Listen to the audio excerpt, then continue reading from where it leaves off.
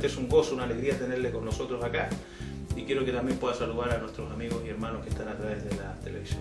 Gracias, pastor. Aprecio mucho esta oportunidad que me han dado y quiero saludarles en el Señor y esperar que esta entrevista pues sea de mucho beneficio espiritual para ustedes.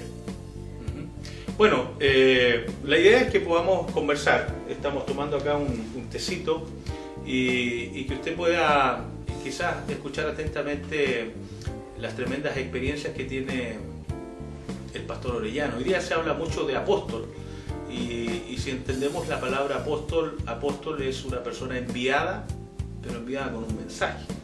Realmente acá el pastor Orellana ha sido un apóstol para nosotros. Ha plantado muchas iglesias en distintos lugares. Fue un hombre que ha padecido por la causa de Cristo y en El Salvador vivió el tiempo de la guerrilla. Seguramente él nos va a estar conversando testimonios muy fuertes y queremos conocerle. Queremos que este documento, esperamos en Dios que va a ser un documento histórico al pasar el tiempo.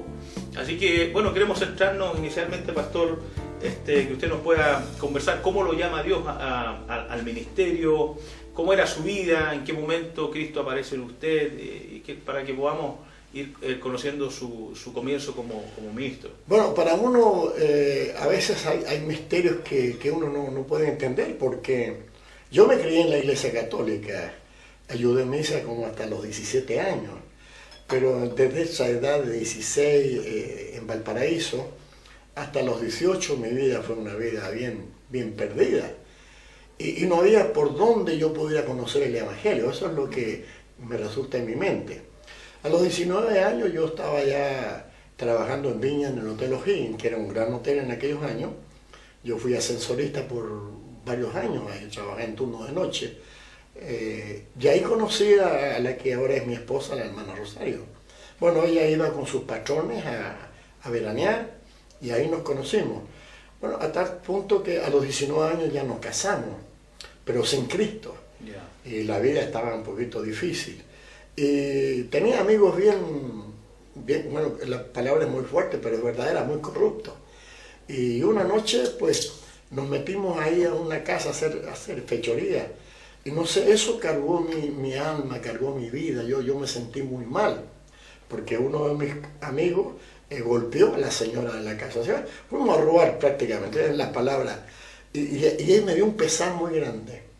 Me dio un pesar muy grande y como yo era católico, me fui muy temprano, además medio borracho todavía, y me fui muy temprano a la iglesia, que el sacerdote era mi amigo. Y le conté el problema. Y él no pudo ayudarme, él me dijo que rezara unas 3 Ave María, pero la carga que quedó ahí.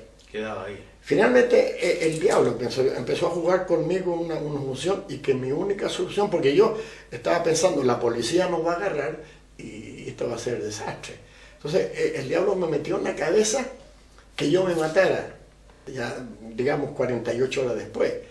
Y esa noche, todas esas 3 noches seguí borracho, todas las noches.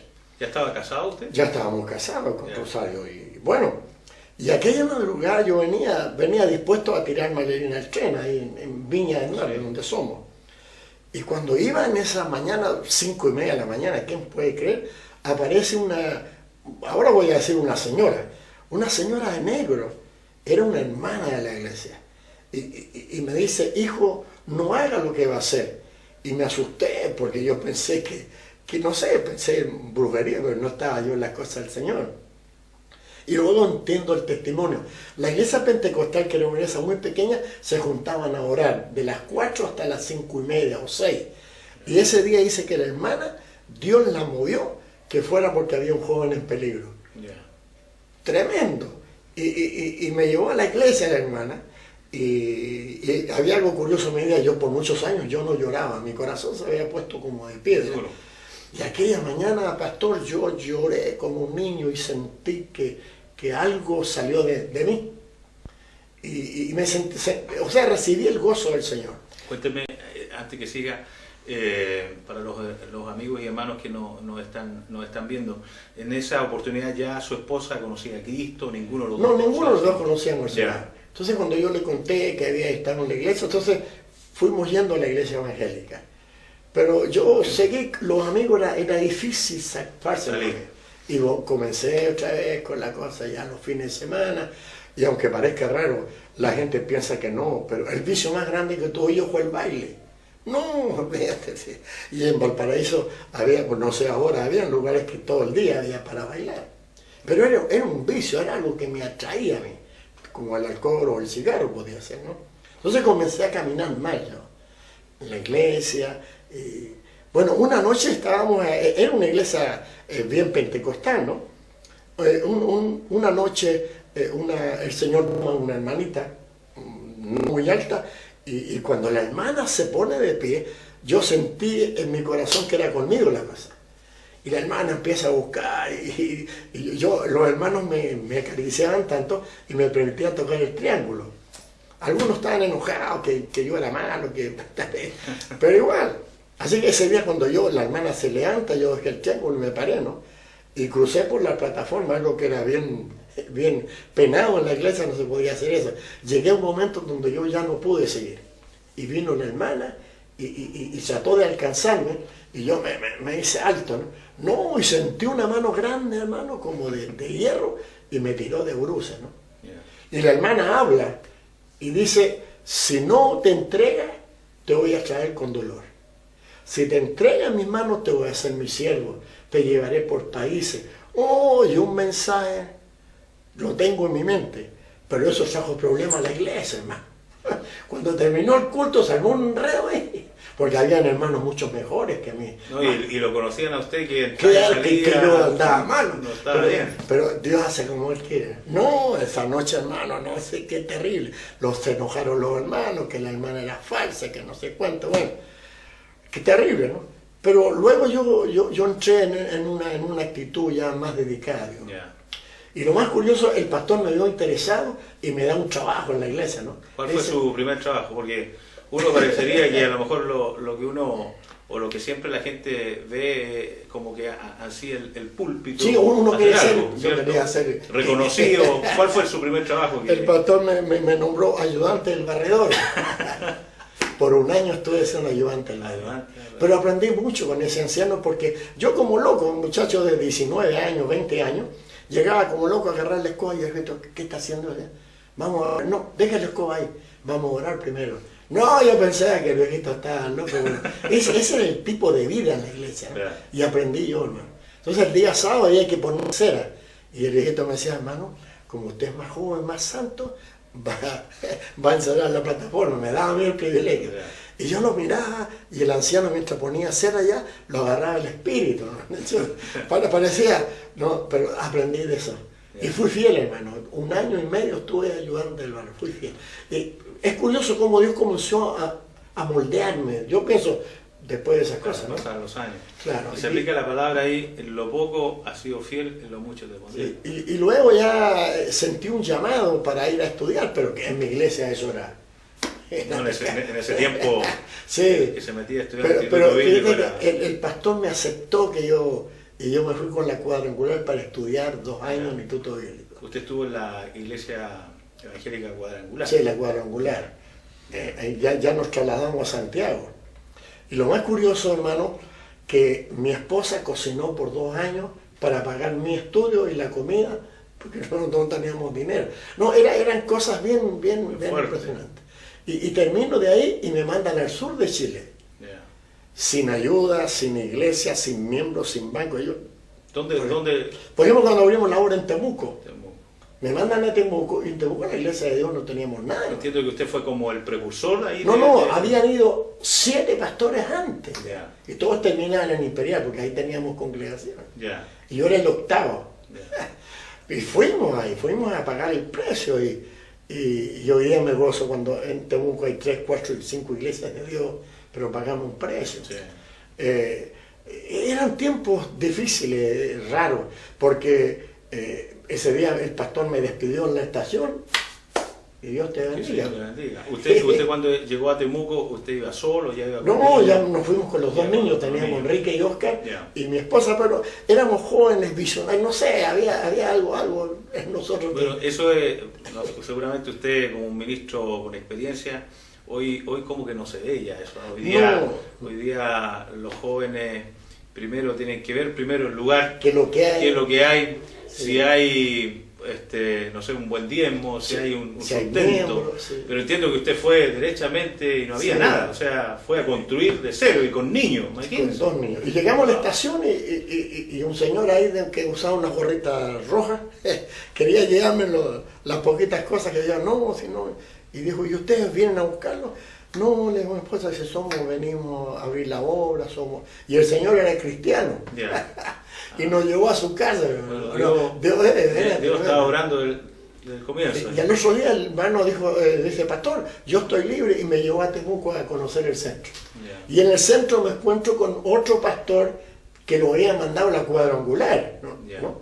Y él estaba cuidando una casa y nos llevó a vivir ahí a una cocina que ya no era cocina.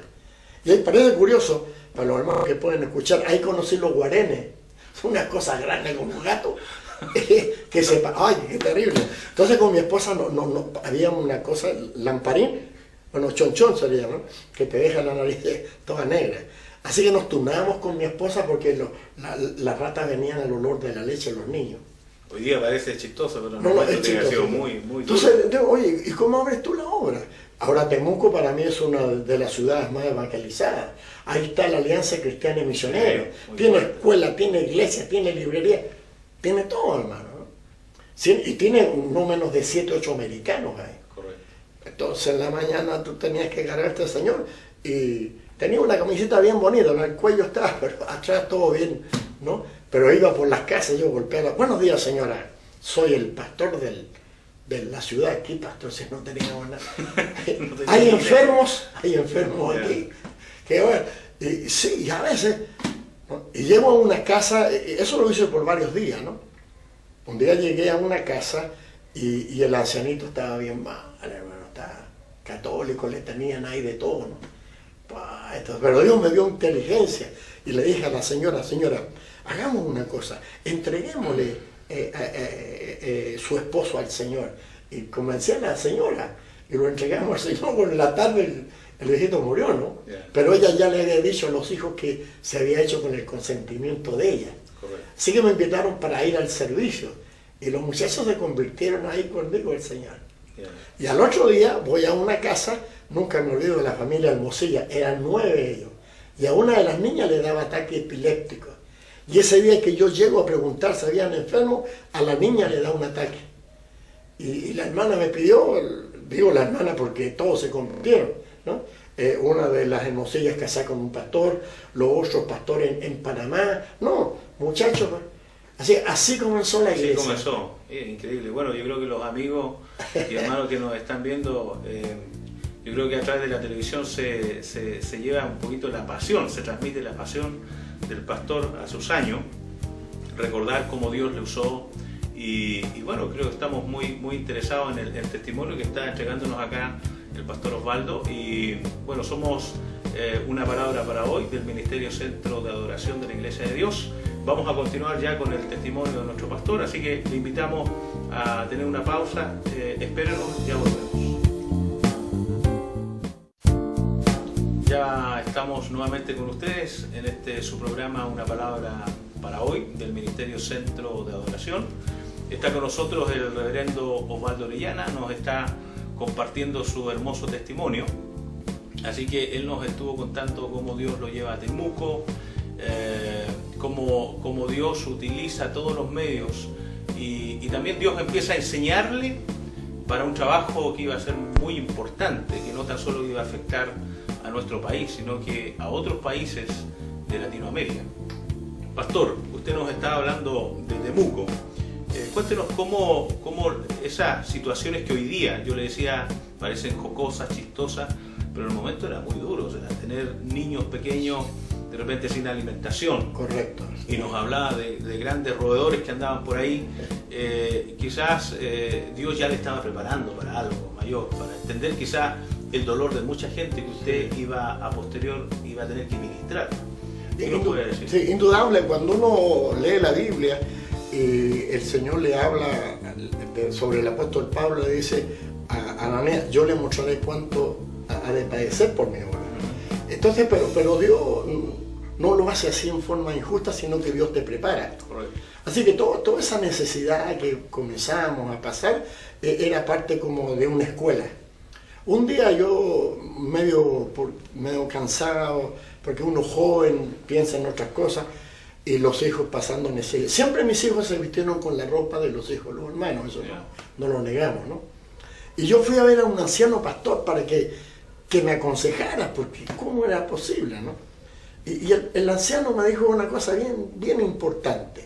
Me dijo, hermano Orellana, me dijo dos cosas bien. Dios no paga todos los días, pero Dios paga. Y me dijo, usted está en una escuela que el Señor lo va a usar grandemente. La verdad que no me satisfazo la segunda idea, ¿no? Pero fue verdad. Porque luego de ahí la Iglesia de Dios me pide para venir aquí a Los Valles del Norte. De un sector acá de Santiago. Sí, Los Valles del Norte estaba pasando por una situación, una crisis. El asunto es que a mí me entregan 7 personas, porque el templo era grande. Pero Dios nos bendijo. Dios nos bendijo y llegamos a tener 500 miembros. Yo estoy hablando de 40 años atrás. Claro. Y tener 500 miembros era un espectáculo. En ese tiempo, claro. Y en ese tiempo la gente se me caía. Claro. Y una noche vino el superintendente, él venía de los Estados Unidos, y el supervisor, como teníamos una iglesia grande, lo trae a nuestra iglesia. Y el supervisor le cuenta la historia. Este muchacho viene allá de Temuco, es de Valparaíso, y mira cómo está la iglesia. Y él dijo, oye, pues usted es un líder, dámelo. Y el supervisor dijo, bueno, y me nombran obispo en Uruguay. Y salimos con mi esposa, y ya mi niñita tenía 6 meses, Bertita, que es la menor. Así que nos fuimos a Uruguay a abrir la obra de la Iglesia de Dios. ¿Qué sensación hay en el momento que usted, una persona siempre en Chile, estuvo en Temuco, en Santiago, dejar algo que en el momento era próspero, 500 personas están ministrando en ese momento, e irse a algo desconocido? ¿Usted tuvo miedo, tuvo temor o sabía que Dios lo estaba enviando? No, yo ya estaba convencido de un llamado así, ¿no? Y era curioso porque en Los Valles del Norte tuvimos la primera lavadora. Y la lavadora era, cuando tú la hacías caminar, la lavadora calentaba el agua. Y las hermanas venían antes del culto para ver la lavadora. Son cosas que como que Dios te va dando y te va dando, ¿no? Así que fuimos en Uruguay 9 años los obispos.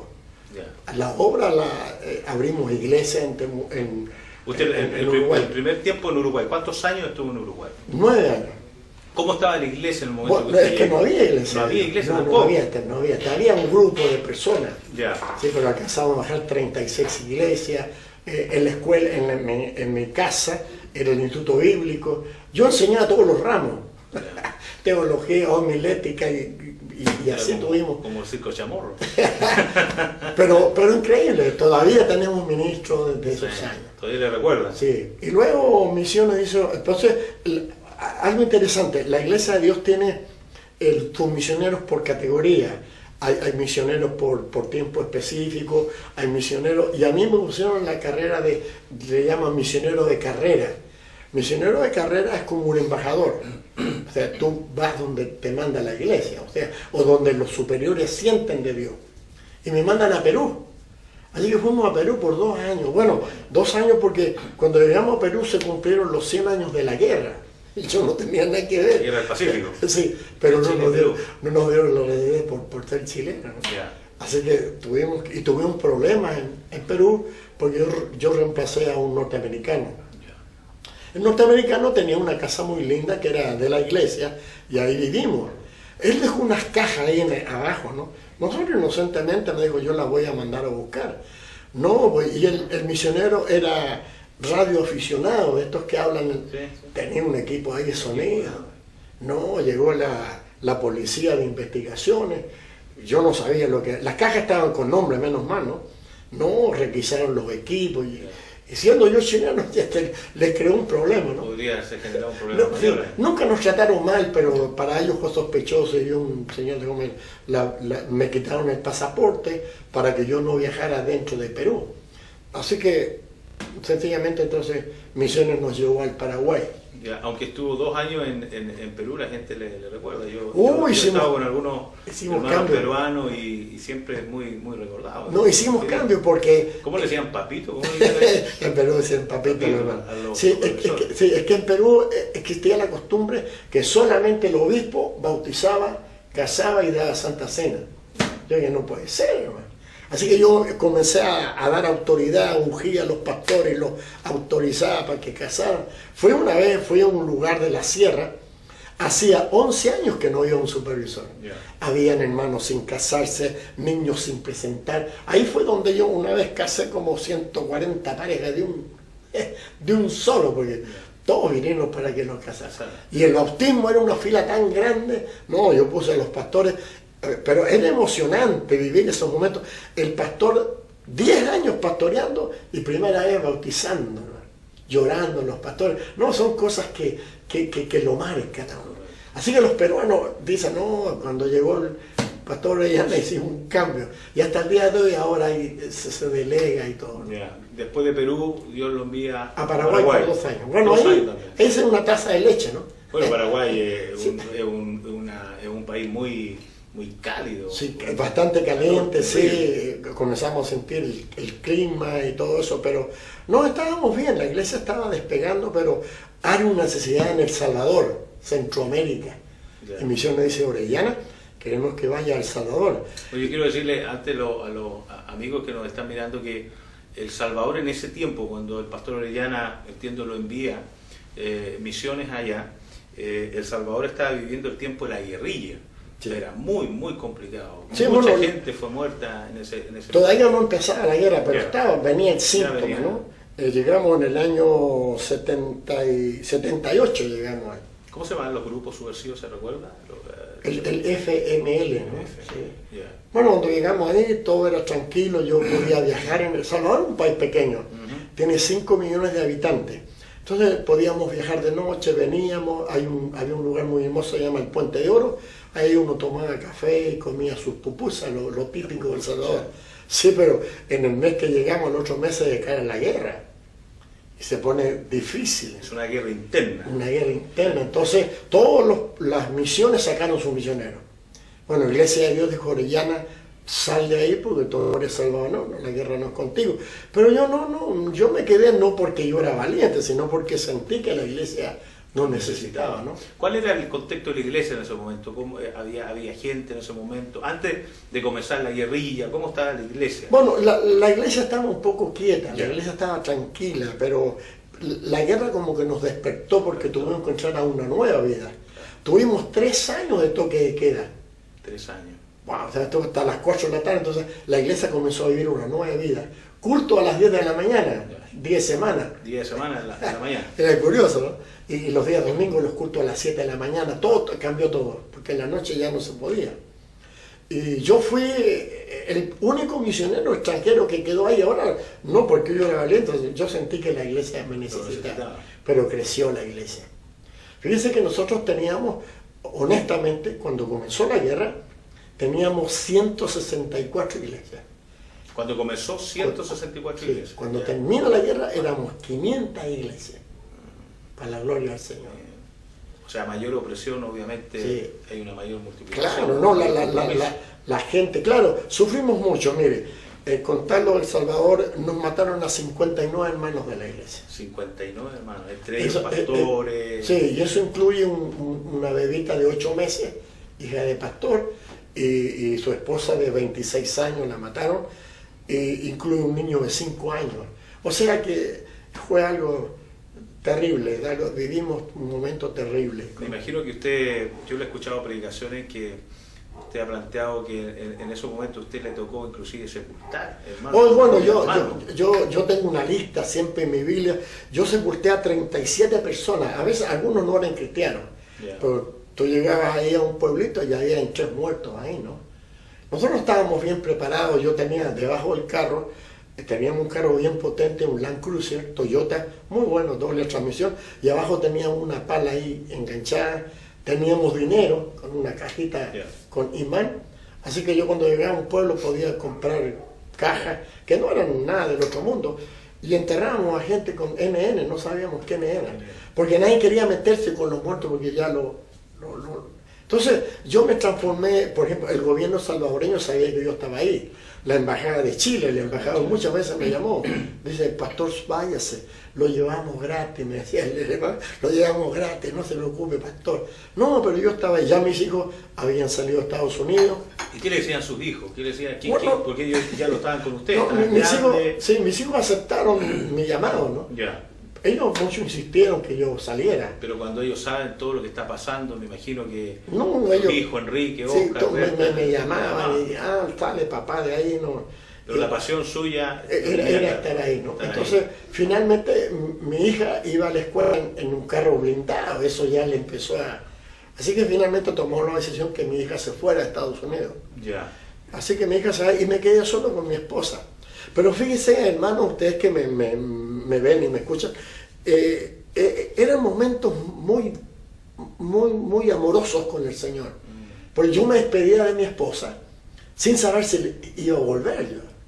Yo no vivía tan consagrado, no sé, yo iba manejando y cantando, llorando, y no sé, era algo, cuando me preguntan cuál fue mi mejor vida, yo me quedo con el Salvador. Porque toda la gente tan pegada. Algunos en la iglesia se llenaron, algunos se convirtieron por miedo, indudable, ¿no? Que tenían cosas pendientes, pero la iglesia creció, hermano, la iglesia creció. Llegamos a 22.000 miembros, era la misión más grande que teníamos. Ahora no sabe cómo dice, oye, 500 iglesias es mucho para un obispo. No, pero yo había preparado mi gente y teníamos... pastores, había delegado. Sí, Dios nos bendijo, compramos 3 propiedades en diferentes lugares. Y ahí teníamos agua, escuela, cama. Hicimos, como dice el Antiguo Testamento, ¿no? Ciudades de refugio. Y el superintendente, el que me nombró, siempre tenía un pesar conmigo porque me dejó ahí. Y él le decía al Señor, Señor, ¿por qué dejé ahí al hermano Orellana? Y dice que un día de amanecida me llamó y me dice, Orellana, el Señor me respondió, dice que tú eres el hombre para el momento. Y descansó. Sí, pero en todo ese tiempo a mí me secuestraron. Sí, bueno, muy interesante, estamos en el programa Una Palabra para Hoy.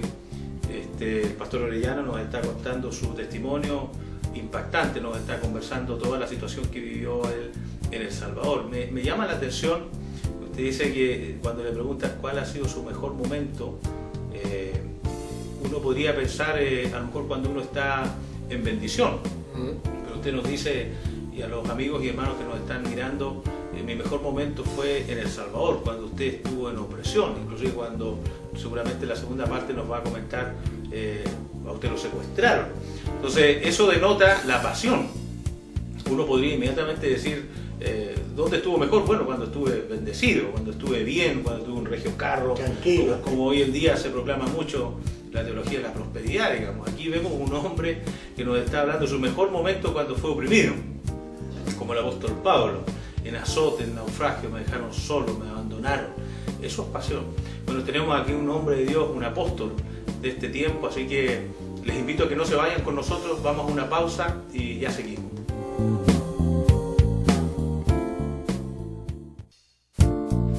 Ya estamos de vuelta, estamos junto al pastor Osvaldo Orellana, obispo de la Iglesia de Dios, por más de 32 años en distintos lugares de Latinoamérica y Sudamérica.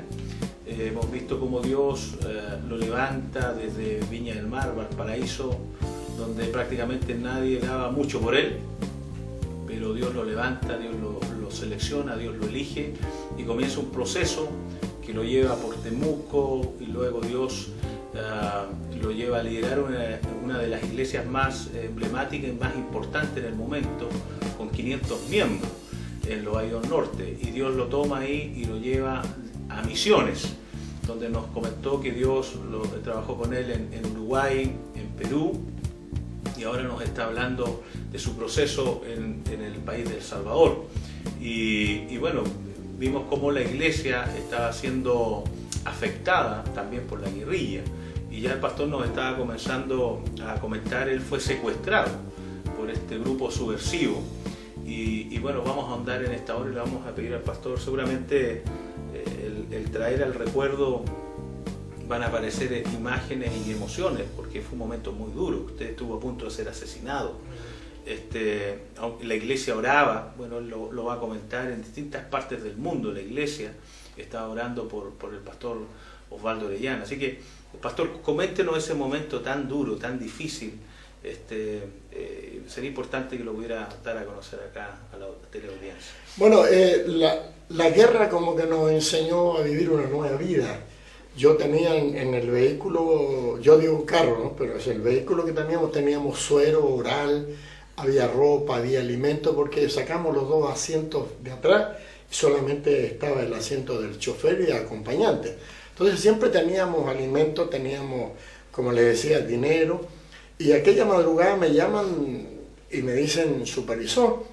La iglesia la denominamos por el lugar donde existía. Y la iglesia se llamaba Tres Calles. Teníamos una membresía como unos 140 personas. Esa noche había habido una escaramuza entre los militares y los subversivos. El asunto es que la iglesia la quemaron y destruyeron la casa pastoral. Así que el otro día muy temprano yo tomé al pastor que estaba cerca de mi oficina, en la casa, y nos fuimos a ver qué pasó. Llegó un momento en que ya con el carro no pudimos avanzar. Así que dejé al pastor ahí. El Salvador es un clima cálido, ¿no? Así que me fui caminando a ver qué pasaba. Cuando llegué allá, sí, la iglesia estaba destruida totalmente y había un lechero ahí contra los norteamericanos. Y la casa del pastor estaba todavía humeando. Así que yo estaba ahí cuando llegan 3 subversivos a caballo. Y uno de ellos, el más jovencito, se baja y dijo, yo conozco a este hombre es peligroso, dice, este hombre es el supervisor de la iglesia de Dios, este hombre anda en todos lados. Y dijo el otro, dijo, bueno, mátalo, dice. Y yo no sé en ese momento porque como que yo, ahora al contarlo parece hasta chistoso, ¿no? Pues yo incluso le puse el pecho. Y el muchacho toma su pistola y jaló el gatillo 2 veces y no funcionó. Así que le dice el otro, dice, bueno, dice, vamos a llevarlo al campamento. Así que ya, sácale los zapatos, me quitaron la camisa, me vendaron los ojos, me ataron esto es muy común en El Salvador, que te atan y me ataron los dedos en la espalda y caminamos. Y yo empecé a calcular el tiempo, yo calculo que caminamos unas 2 horas hacia montaña arriba. Yeah. Bueno, cuando llegamos allá, entre ellos, yo no solamente por el ruido podía imaginarme. Usted iba vendado. Y iba con los ojos vendados. Entonces, ¿para qué lo trajiste aquí? Que no está el comandante Pérez, con el que era, y empezaron a discutir ellos. Entonces el que estaba encargado dijo, déjalo ahí, dijo, hasta que llegue el comandante y tome ¿no? Ya este hombre está condenado, dijo. Así que ahí estuve yo esos días. Bueno, yo perdí la noción del tiempo. Es posible que yo dormí en el día, pues yo trataba de calcular los horarios por la comida que me daban, pero finalmente se me fue y trataba de acordarme, viví como un shock en mi vida porque se me olvidó la Biblia, hermano, se me fue de la mente, no sé, quería recordarme de los versículos, era imposible. Y el Señor en una tarde o una noche, yo me vi arriba, yo, así como que estaba volando yo, y me vi abajo como estaba yo. No sé, fueron situaciones, ¿no? Y esa noche ya yo no me di cuenta que habían pasado 14 días. 14 días, 2 semanas. O sea que el Señor me hizo pasar el tiempo, ¿no? Y esa noche yo presentí que el hombre había llegado, porque empezó a tocar ranchera y balazo y grito y trago y había mujeres. Y yo, Señor, ¿qué? Entonces hay una oración muy chilena que dice, Señor, dame gracia ante los ojos de ese hombre. En ningún lado he escuchado esa oración. Y no me quedó más que decirle al Señor eso, dame gracia. Y al otro día me sacan sin zapatos, sin camisa, me quitan la venda, entonces me di cuenta de todo el campamento que tenía. Empecé a ejercitarme un poco y tenía miedo, realmente tenía miedo. Ahí pensé en mis hijos, pensé en mi esposa, ¿no? ¿Cuándo? ¿Quién puede saber en una montaña? Ya habían ido meses atrás, nosotros perdimos una iglesia con 50 personas, entre niños y adultos. Nunca supimos más de ellos, jamás. Hasta el día de hoy nunca supimos qué pasó con ellos. Así que qué esperanza podía tener yo. Y cuando sale el hombre que yo creo que demoró unas 2 horas, Bueno, los salvadoreños no son muy grandes. El tipo sale con un fusil ametralladora y 2 pistolas de alto calibre. Y cuando el hombre me mira, el hombre se puso pálido, hermano, y grita, pero gritó como un militar, ¿no? Y dice, me señala con el dedo, dice, este hombre no lo toquen, así, pero con autoridad, ¿no? No lo toquen, dijo, no ha hecho nada este hombre. Es una palabra muy salvadoreña, no debe nada, es muy salvadoreña. Así que no lo toquen, pero una voz fuerte. Así que un tipo que está con un fusil ametralladora me dijo, ándate por esta senda y no mires para atrás. Y no sé, instintivamente me acordé de la mujer de Lot. ¿No? Sí, y ahora parece algo chistoso, pero no, y comencé a correr. Cuando me perdí yo de ellos, yo salté seco, no, tú mirabas, oye, pero ¿para dónde corriste? Pero la Biblia es bien clara, dice, y el Espíritu nos guiará, ¿no? Y llegué justamente donde estaban los hermanos en la carretera. Estaban los hermanos ahí haciendo vigilio. Durante 14 días los pastores se habían turnado para orar de día, de noche, y oraban para diferentes lugares de la montaña. Y desde ahí me sacó el Señor. Misiones había mandado, bueno, en esos tiempos no había fax, ni había tampoco computadora, así que mandaron un telegrama a los 95 países donde estaba la Iglesia de Dios. Hoy día la Iglesia de Dios está en 117 países del mundo, que oraron por un misionero. Así que cuando salgo de ahí, hermano, una experiencia, no sé, ya cuando estuve con los hermanos lloramos, ¿no? Pero lloramos hasta que nos cansamos.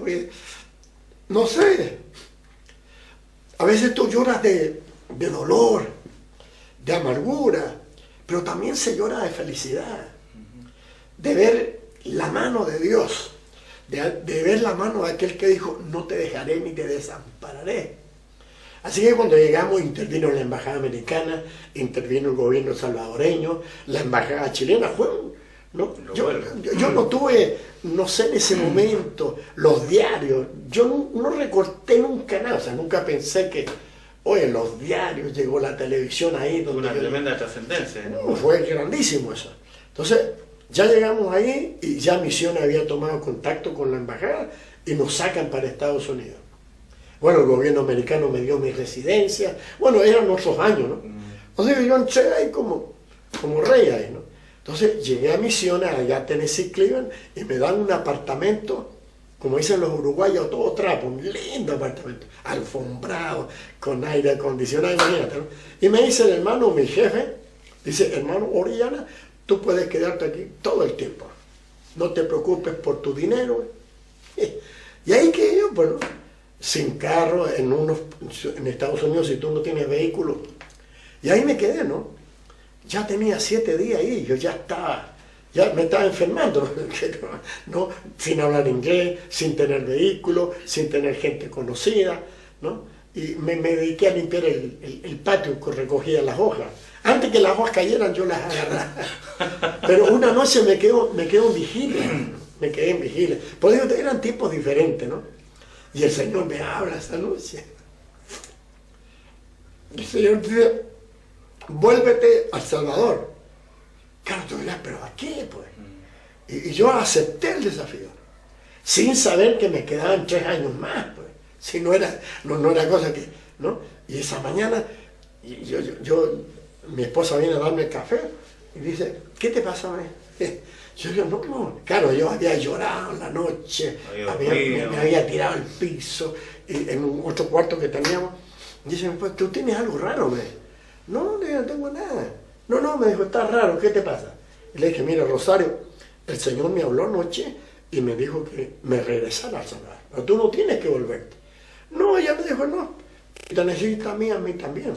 Como ya nuestros hijos estaban ya estudiando, Enrique estaba pastoreando ya, entonces ya tenían como su propia vida. Y nos regresamos a El Salvador.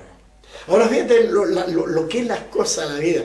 La oficina internacional estaba cerca de nuestro apartamento. Y yo no sé por qué pensé que cuando yo llegara a la oficina a decirle a mi jefe que me venía, ¿sabes? Como que él me iba a abrazar, como que él me iba... No, y entré ahí y yo le pegué al inglés, entré a donde él, ¿no? ¿Qué quiere, me? Y yo le dije que, así mi corto inglés ahí medio, ¿no? Chapuceado, le dije que me iba a ir a El Salvador, ¿no? Y se enojó mi jefe. Digo, tú estás loco, tú estás loco, me vas a meter en problemas a mí. Dijo, yo soy responsable de ti y traigan un intérprete. Y viene el hermano Castelo, que ahora es superintendente. Y Castelo era el traductor. ¿Qué le pasa? Me dice, no, si el hermano me entendió, hermano. Dice, entonces el americano le dice a Castelo, interprétame textualmente lo que este hombre quiere decir. Dice, se va para El Salvador. Trajo una grabadora, hermano, para que le grabara yo en español. Que él queda libre de toda responsabilidad. Pero claro, son actitudes que a uno lo golpean, porque oye, yo pensé que claro, era una responsabilidad para él, ¿no? Entonces dice, no, dice, te vas, es propio riesgo. Pero quiero decirle a la gente que nos está mirando y escuchando, tú nunca andas en tu propio riesgo. Tú eres el hijo del Señor. Así que el Señor es el que cuida de ti, ¿no? Y regresamos al Salvador, hermano. Y 3 años más, hermano, hasta que se acabó la guerra. Hasta que se acabó la guerra, ¿no? Era difícil realmente, pero no sé, cuando tú tienes la convicción de Dios, eso es, ¿no? Ahora, el problema mayor siempre que tú tenías era poder explicar a la gente. La gente siempre quiere saber por qué. Una hermana nuestra, que era presidenta del departamento de damas, va a un supermercado con su niñito de 5 años. Y ahí entran los subversivos. Ellos siempre andaban buscando alimento. Pero claro, para hacer eso hay guardias, así que, ¿no? Dice que la hermana tomó su niñito y lo trató de cubrir con su cuerpo. Ella calcula que habían 300 personas en el supermercado, el cálculo de ella. Y una bala le entra en la frente del chiquito de 5 años. El papá no convertido, eran dramas, como dicen aquí en Chile. Y el pastor me llama esa tarde y dice, supervisor, venga por favor, porque era un apostolado como todo esto. Hay nada que no puedo que venga a mi oficina, olvídate, el supervisor estaba ahí a cualquier hora. Y llego allá y entro en la iglesia y encuentro el cajoncito blanco. No sabía yo, ¿no? Y la hermana, la presidenta de las damas, se levanta, hermana, y me abraza.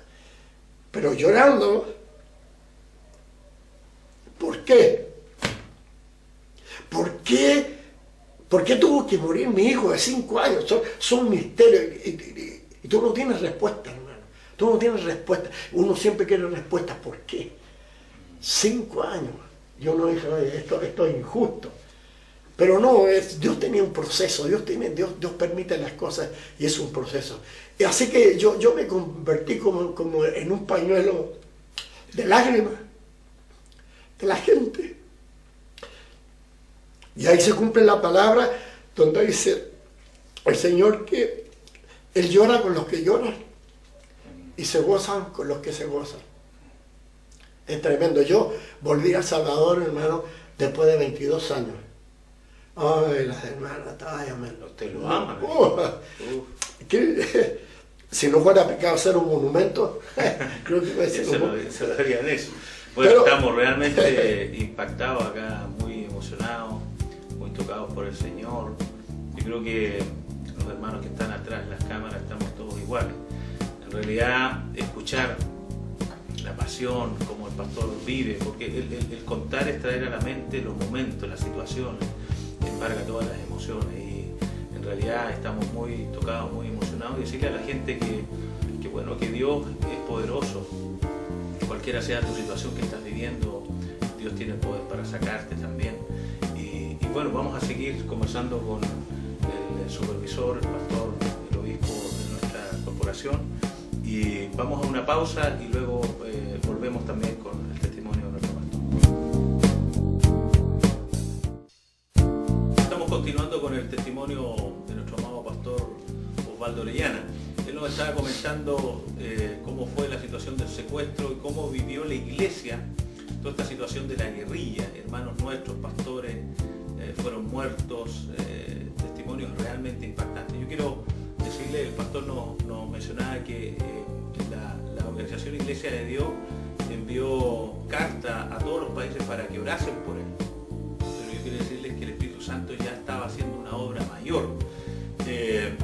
Personalmente yo soy sobrino del pastor Orellana y yo recuerdo, siendo muy niño, que mi madre madre siempre nos cuenta que el Espíritu Santo la amonestó a ella. Ella estaba cocinando la olla, imagínense una situación, y el Espíritu Santo la amonesta. Nosotros sin saber lo que estaba sucediendo con el pastor, que estaba allá en El Salvador.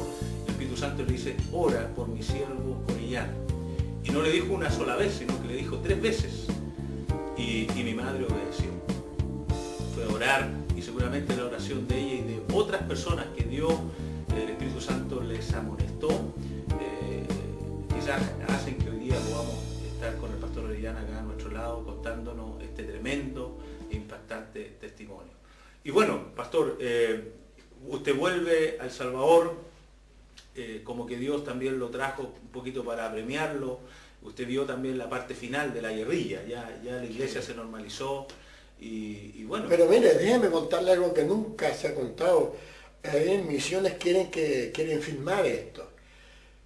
Yo nunca lo he contado, yo creo que primera vez lo voy a contar, hermano, porque no sé, como que tú dirás, pues no, esto no es posible. Pero por eso cuando me preguntan a mí cuál es el mejor tiempo, yo te digo que El Salvador.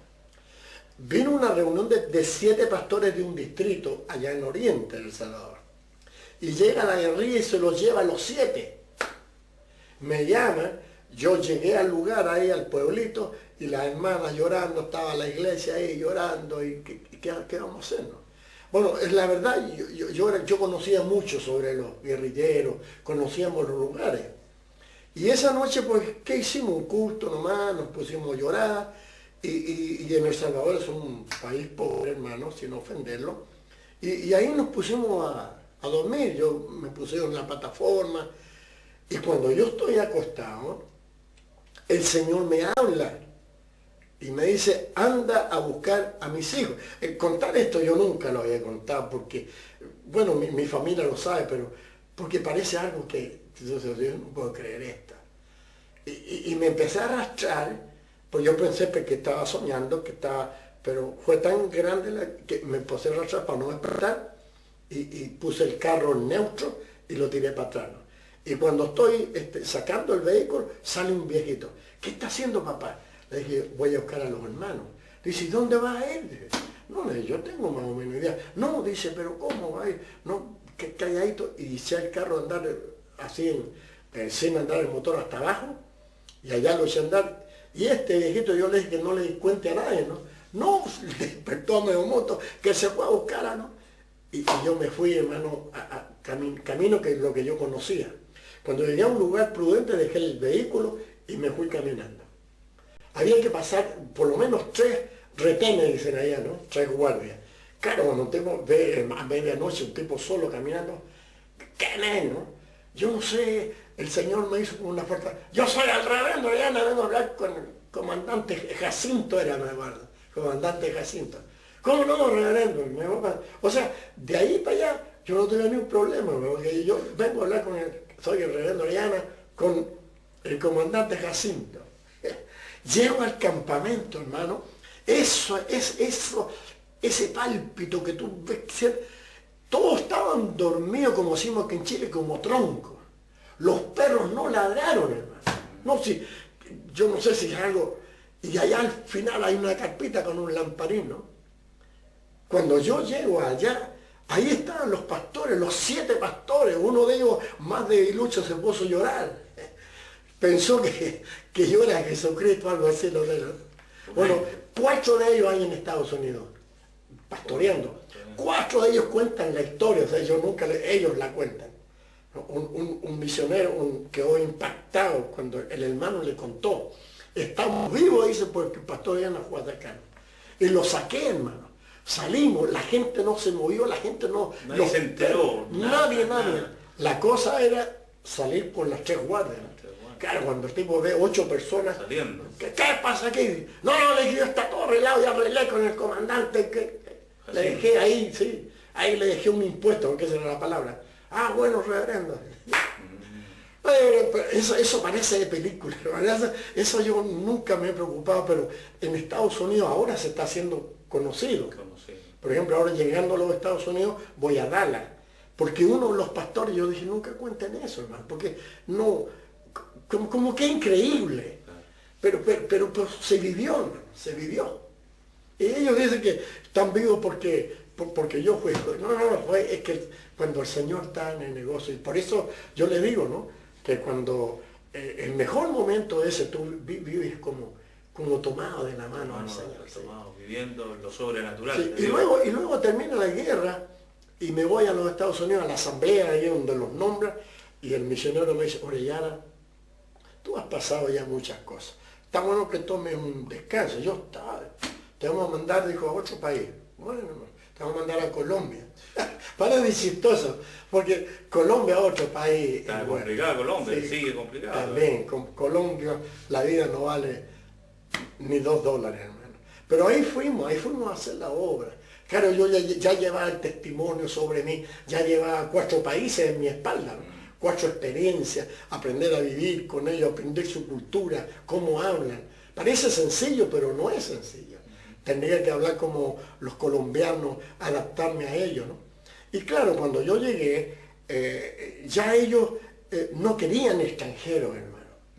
No querían, entonces ellos habían hecho una cúpula. Aunque usted venía con un tremendo testimonio. Claro, no, pero ellos no. Entonces, claro, yo entro como turista en cualquier lugar, ¿no? Y comencé a hacer la obra de supervisor, ¿no? Y esto, como dicen los árabes, estos ingratos me denuncian, hermano, parece vergonzoso contar cosas así. 3 ministros ordenados me denuncian a migraciones, que yo estoy usurpando un trabajo de un colombiano. Y un viernes estamos tomando té con mi Rosario, cuando nosotros vivimos en un edificio de departamentos, 3er piso, cuando sentimos abajo la policía, y yo dije, oye, ¿qué pasará? Y no sé, y venían a buscarnos a nosotros, hermano. ¿No? Y claro, yo le pedí al Señor, le dije, mire, permítame ir en mi auto. Yo soy el supervisor. Y, claro, el tipo nos dio una casa decente y nos permitió el Señor, ¿no? Pero la gente salió y no, al principio querían esposarme, pero no, me tuvieron compasión ellos y no. Digo, no, así que fuimos en nuestro vehículo, pero acompañados por 2 vehículos. Llegamos allá, el jefe de ellos había ido. Y estuve preso en Colombia con mi esposa viernes, sábado y domingo. Claro, preso así, digamos, entre comillas, porque era un salón con rejas, ¿no? Claro. Pero era otro tipo, no es que estás preso, no hay que ser, me trataron bien, nos dieron cena, conversaron, pero tenían la orden ellos de suspenderlo. Así que, y el lunes, hermano, temprano llega la comandante, es una señora, una doble ancha, dice, ¿y qué es esta pareja aquí? Dice, no, que lo fuimos a buscar porque yo no di orden de nada, ¿no? Y ella era bautista, hermano. Entonces empieza a leer la causa mía, ¿no? Me dice, mire, reverendo, aquí 3 pastores, y me dice así, 3 pastores suyos lo denunciaron que usted está usurpando, ¿no? Le dije, mire, yo soy supervisor, y le empecé a hablar, no se preocupe, en 10 minutos ¿no? Nos dio la residencia. Y salimos parados, papá. O sea, claro, dice la palabra, que los que aman a Dios, todas las cosas resultan. Le quisieron hacer un mal, pero del mal Dios... Entonces cuando yo llegué ya el día martes que llegué a la oficina, como yo soy medio chistoso, me pegué en la frente, me fijé en la residencia, no sé. Me entré con la... Parece chistoso. Oye, los hermanos, cuando no era, ¿no? Claro, Misiones quería, no, dije, déjalo, hermano, si Dios es el que paga. Así que pagamos un precio también, pero hicimos 6 años en Colombia. Y luego de Colombia mandan a Panamá. Bueno, Panamá ya vivimos, como quien dice, la gloria. Claro. No, Panamá teníamos 220 iglesias. Una de las iglesias más grandes de Panamá. Sí, ¿Cuántos 2.000 miembros teníamos, y otra tenía 3.000, teníamos 2 iglesias grandes. Así que era llegar a ahí, los panameños todavía me recuerdan, hermano, hicimos cambios buenos. Y luego de ahí, pues mi esposa empieza, esa nostalgia que te viene, el chilenismo que te sale. No, mi esposa dice, yo me quiero ir para Chile, que no sé qué. Sí, la familia de mi esposa, todos son convertidos, una familia muy grande. Así que yo, Misiones dice, Orellana, no te vayas, ¿no? Porque ¿no? Así que venimos aquí y abrimos justamente esta iglesia, sin nada tampoco, gracias a Dios, ¿no? Sin nada, no teníamos nada, ¿no? De cero. De cero, gracias a Dios. Bueno, el pastor Orellana es el precursor del Ministerio Centro de Adoración. El fundador. Fundador, junto a la pastora Rosario. Él después sale a Estados Unidos y quedamos ahí trabajando como pastores, pero él es la persona que sembró inicialmente. Así que, Sí. Bueno, pastor, mire, se nos ha ido muy rápido el tiempo en realidad. Y queremos dejarle un tiempo para que usted pueda entregarle un saludo a la gente que nos está mirando. ¿Cómo no? Probablemente hay gente que no conoce a Cristo y hay otros que conocen a Cristo y a lo mejor están defraudados por muchas cosas. Correcto. Pero al ver su testimonio de tanta entereza, yo creo que Dios lo puede utilizar. Así que quiero dejarle las cámaras para que usted pueda entregarnos un saludo. Bueno, para mí es muy hermoso poder testificarle a ustedes. Antes no me gustaba decir mi edad, ¿no? Pero para que ustedes, tengo 74 años. Me siento fuerte, me siento bendecido por el Señor y quiero animarte. El Dios que yo sirvo es el mismo que tú, estás ahí esperando en Él. Él puede cambiar tus derrotas en victoria. Él puede cambiar tus lágrimas en gozo. Él puede cambiar tu enfermedad en salud este momento. Confía en Él. Cree que Él va a bendecir tu vida. Como yo siempre digo, déjate caer en los brazos del Señor. Había un niño, para terminar, había un niño que estaba elevando su volantín y el volantín se le fue muy alto en un árbol, pero el muchachito no se dio cuenta, andaba con su amigo y empezó a trepar por el árbol. Cuando llega bien arriba, ya estaba casi cerca de su volantín, mira hacia abajo y siente un mareo y se aprieta. Entonces su amiguito lo vio tan mal, entonces dice, Carlito, dice, sujétate, yo voy a buscar a mi papá. Y Carlito va corriendo y trae a su papá. El papá lo ve y dice, el asunto es que vienen los vecinos. Le trajeron sábana, trajeron frazada. Tírate, Carlito, y tírate. Y no, Carlito ahí agarrado. Y a alguien se le ocurre, le dice, vayan a buscar al papá de Carlito. Y fueron a buscar al papá de Carlito. Y viene el papá, un señor bien portacho, y lo mira y dice, Carlito, tírate, yo te voy a agarrar. Y fue la única manera que Carlito se soltó cuando escuchó la voz de su papá. Lo que estoy tratando de decirte es que tu papá está ahí a tu lado. Está con sus brazos extendidos para tocarte, para cambiarte. Déjate caer en las manos de papá.